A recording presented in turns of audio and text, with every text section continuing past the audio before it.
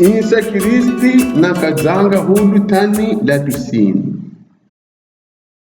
Isa Kristi izy tantanana Jerusalem nisi asa tany. Nisi la pisini narikitry tambaravarana ny baribary.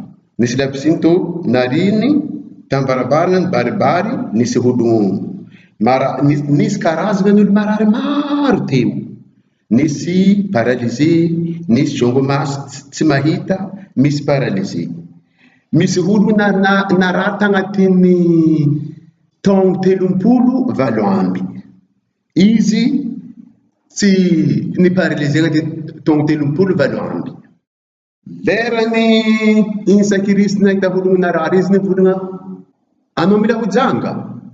Lerany izy nagnontaniany Isa Kristi izy nivolagna ia fô zaho marary. Zaho milaikitry agnatin'ny lapisiny ao fô zaho tsisy ologno hitahitahy zaho.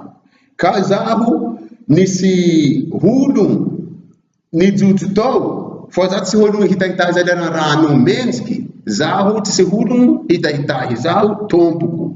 Izy volagna tompoko zaho tsisy ologno hitahitahy zaho. Zaho kakany misy ologno hitahitahy zaho fô tsisy ologno hitahitahy zaho. Isa Kristi nagnambara izy, anao ho izy dasa mitsangana, anao mitsangana ala tsy hio, anao mitsangana ndraka anao mandeha. Satria izy nitsangana ndraka tany vitinazy nitsangana tany vitiny ndraka izy nandeha. Satria izy kazy fantsangana nandeha Isa Kristi nahita izy tan-tragno masiny. Satria Isa Kristi nagnambara izy, hitanao anao io fajanga anao izy ty. Fotony ty mijoza tany Isa nataony anao ny paralysé bako izy nagnano mijoza anazy ta anao nahalo nandeha.